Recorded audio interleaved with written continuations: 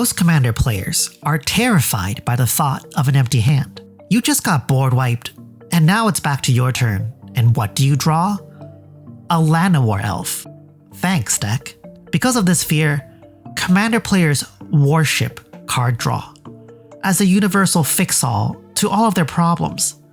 Play less lands than what's statistically recommended? You're forgetting card draw.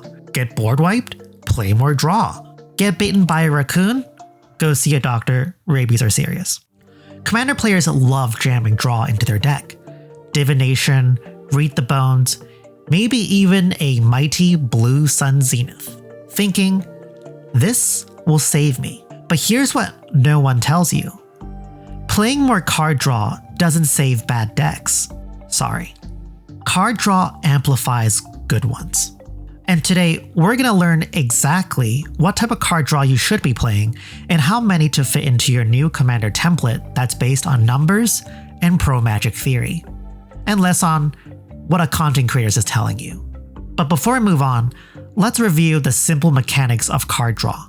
When I say Divination is a +1, I mean that even though you're drawing 2 cards off of a Divination, you spent a card from hand to draw 2. Which means you're effectively only gaining 1 extra card in total after the spell has resolved. And while the promise of seeing 2 cards off your spell and having 1 extra in hand sounds good, you're ignoring the cost of casting Divination, the time and mana you spent to play it. Every card draw effect in Magic trades something. It might be a mix of time, mana, life, or even political capital. Early Magic theorist Oscar Tan said this years ago. You're not gaining anything if you're just drawing 2 lands you didn't need. That's not card advantage. That's just drawing cardboard. And we're not here to draw cardboard. Maybe we are.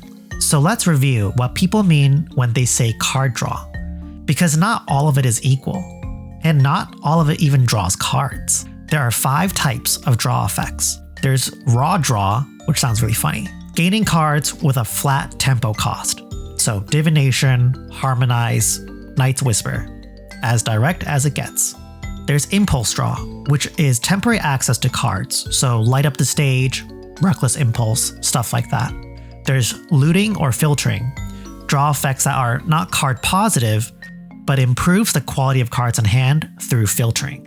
So Faithless Looting and Frantic Search. There's Trigger-based draws, card draws that are tied to your actions, so stuff like Beast Whisperer or Rhystic Study. And lastly, there's Refill or Burst Draw. Draws that provide a huge volume, usually associated with high risk, like Wheel of Fortune or Reforge the Soul. All of these different draw effects serves a different purpose.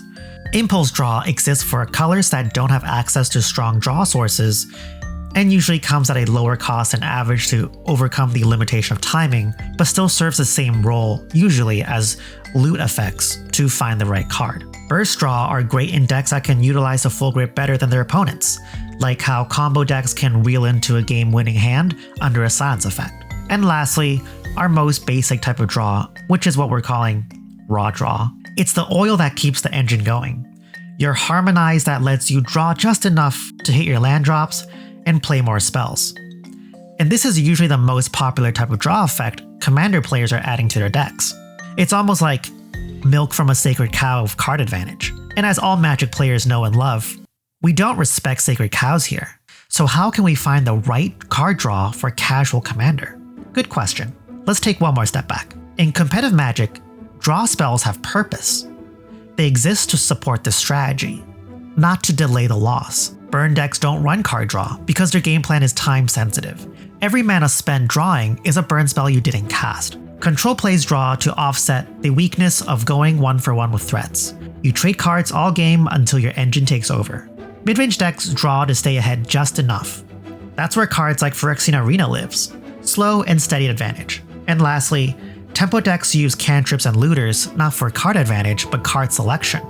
They want the right card at the right moment because their margin for error is razor thin. So, what's Commander's plan? If you watch my other videos, you would know that Commander's plan is scaling. I see so many Commander players idolizing card draw, when that's not even in the top of the list when I build my powerful Commander decks. So I asked players online what draw spells they rely on, and almost all of them are single use. They think more cards equals more answers. But in multiplayer, you're not playing for attrition, you're playing for scale, and that's the commander plan. Your draw needs to help you grow into the late game, outvalue 3 opponents, and amplify your game plan as the board develops. This is why it's not enough to just say, play more draw. You need to play draw that builds you forward. Draw with purpose. So how do we find the right draw cards we need? But before we get to that, if you like everything you heard so far, please subscribe to my Patreon and support more deep dives and theory videos for deck building, thank you. To evaluate draw properly, I analyze them using the following 3 axes.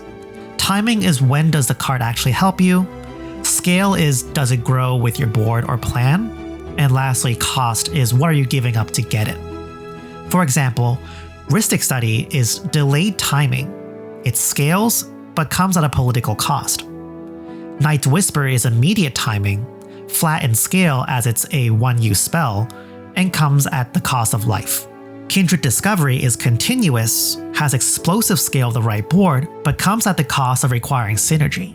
With this framework, we can now evaluate card draw with the most important pillar, scaling. So here's the only thing that you need to take away from this video. The best draw spells in Commander are the ones that reward you for doing what your deck already wants to do. Or, for those who paid attention, reward you for following your game plan. Watch the game plan video here after this. You don't need to dig for answers, you need to scale the engine. If a draw spell rewards your primary strategy, it's gonna feel powerful every time you cast it. So stop thinking about card draw as the thing that keeps your deck moving. Think about it as the tool that truly escalates your strategy. So now is the next golden question. How many card draw spells should you actually run? Let's play the number game again. Just like in my land count video where we use Carson-style hypogeometric probability to determine how many lands you need to reliably hit land drops, here we're going to apply the same logic for card draw. If you run 8 draw engines, cards like Phyrexian Arena, Guardian Project, Ristic Study, Beast Whisperer, and Biden of Thassa, you have about a 62% chance of seeing at least one by turn 4. That number goes up to 65% by turn 5 and 70% by turn 6, which is about the right sequence of when you want to play your scaling draw effects anyways. And for those who are still paying attention, 8 is a magic number around here, because it's also one full cube package from my cube theory model. It's not just convenient, it's coherent. And that's your baseline for your Commander deck blueprint. 8 card draw effects minimum for consistency. I hope this video gave you everything you needed to learn about card draw in Magic and Commander, and gives you some new ideas on how to make your decks play better. This year, I will be building towards a new Commander template that is based purely on competitive theory and numbers, by doing deep dives into each facet of a Commander deck to give you something easy to remember, but strong enough to follow. So please subscribe to see future videos on this subject.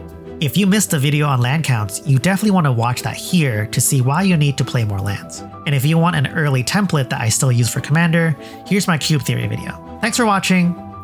Stop telling me to play more card draw.